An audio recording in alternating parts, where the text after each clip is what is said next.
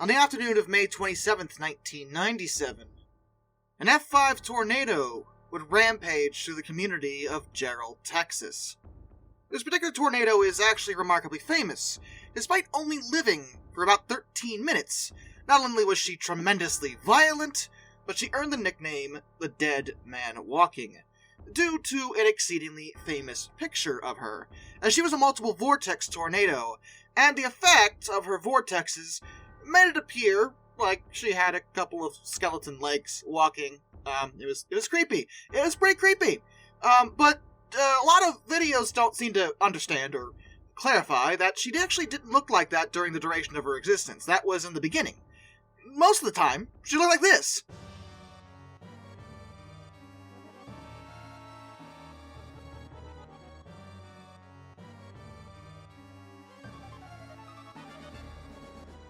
I'll let y'all decide what you think is scarier. Just saying. The 1997 Jarrell tornado, like many, started as a result of a tornado outbreak, and the thunderstorm that spawned her developed to the west of Temple, Texas, earlier in the day on May 27th. Prior to the problem tornado, the storm system did spawn several other smaller tornadoes. Some were exceedingly minor, barely notable, though one did reach the intensity of F3, and another two reached F2 intensity. The second of those F2s was also a multiple vortex tornado, showing up at 3:35 and disappearing at 3:39, but obviously there were tornadoes. So the National Weather Service issued a tornado warning for Williamson County at 3:30 p.m. in response to the storm approaching Jarrell. The warning remained in effect for 1 hour. They specifically said that Jarrell was in the path of the storm, and the local warning sirens went off roughly 10 to 12 minutes before the tornado would actually strike. Not a lot of time to get out of the way, but they did have some warning. Prior to this tornado becoming an absolute monster, the formation of multiple small rope-like funnel clouds was observed, and it's still kind of debated among meteorologists as to whether or not those were her, or if they were technically separate tornadoes from the main one we're talking about. Either way, it doesn't matter too much, but the official touchdown time for the Jarrell tornado was within the Williamson County line 3 miles north of Jarrell. She first appeared as a faint rope-shaped funnel, and just threw large amounts of dust all over the place. It was about this time that she started appearing as the Dead Man Walking from the photo, and those who recognized the phenomenon knew they were looking at a multiple vortex tornado. The intensification happened extremely fast. She got very strong, very quickly, and began to steadily move towards Jarrell. Traffic along Interstate 35 was halted as they thought she might cross the highway, but she decided not to do that. She ran parallel to the interstate, and no injuries were reported in that area. What she did do was track south-southwest, gaining strength and growing in size. The exact size she got to is still debated. It's not clear, but she was pretty dang big and exceedingly powerful. She began scouring the ground and stripped pavement from the roads. Some videos I've seen claim that this is the most powerful and destructive tornado ever. That's not true, at all. She was very strong, but definitely not the strongest ever. Her wind speeds were recorded above 261 miles per hour. Definitely scary, but not as strong as some of the other tornadoes we talked about. Not that the exact numbers mattered much to the residents that day because they were still in a lot of trouble. Along her path, multiple people were in a mobile home, near a culvert plant that the Jarrell tornado had just knocked over. These people opted to leave the mobile home and evacuate to a frame house. And on paper, that was probably a good idea, but the Jarrell tornado wasn't messing around. This tornado was too powerful for typical survival techniques to be guaranteed to work. The sick irony of the situation is that everyone who evacuated to the frame house died because she hit that home directly.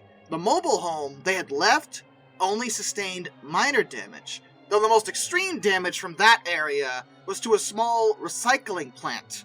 This facility was directly hit by the Jarrell tornado, and she only left behind bent metal beams. But where she really ramped up her damage was when she entered the Double Creek Estates. She was of course at F5 intensity, and estimated to be about 3/4 of a mile wide at this point. Again, that's still debated, but she was very large. The other thing about the Jarrell tornado that was a little bit different from other tornadoes we've discussed is that she was actually rather slow. She actually slowed down when she entered these states in particular, not moving very fast. Now, on one hand, that does give people more time to get out of the way. But on the other hand, it means that a lot of things were underneath her for way longer, and that definitely contributed to the amount of damage that was done. She began destroying homes in that area at about 3:48 p.m., and at one point she actually is believed to come to a complete halt. She stopped moving. She just stayed there, just destroying things. This was probably the worst thing that could have happened, given this was a residential area, despite the fact that she didn't have wind speeds that were necessarily as high as they could have been. Because she stayed still in this spot, the area received high-end F5 damage. Structures in that area were subjected to the winds for at least 3 minutes straight, which doesn't sound like a lot, but when those winds exceed 261 miles per hour, now that's a long time to be hit by that. Multiple homes were completely destroyed, leaving only their concrete slabs, and some foundations lost their sill plates. Sill plates, or sole plates, are bottom horizontal members of a wall or building, to which vertical members are attached. There's very few things on the planet that could pull those out of place, but sustained winds of this strength, yeah, no, that'll do it. Of course, during this time, she picked up cars as well, because that's just what tornadoes like to do. At least 7 were found over 300 yards away, and some cars were actually never recovered, which... what? How? Well, that's because they were literally shredded in the tornado. She was able to grind up cars. Trees were stripped of their bark, and at least one actually had an electrical cord pierced through its trunk. In terms of death toll for this area alone, 3 whole families were killed. The Ego family, which had 5 members, the Smith family, which had 3 members, and the Moring family, which had 4 members. All died. 38 structures were completely destroyed, and 3 businesses were also annihilated. In just this neighborhood alone, she did between $10 to $20 million worth of damage, and she wasn't quite finished yet. She turned slightly towards the south-southwest, and then traversed Country Road 396.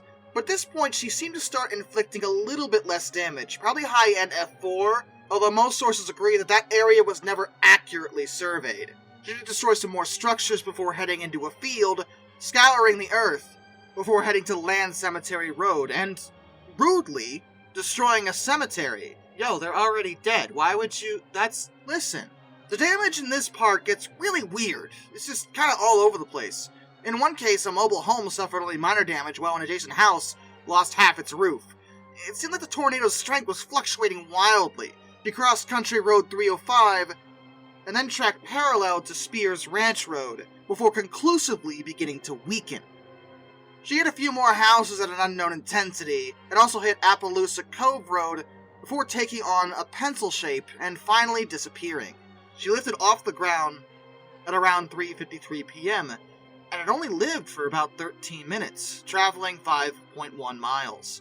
She was odd for a lot of reasons, but the biggest one was probably that she tracked southwestward, which usually doesn't happen.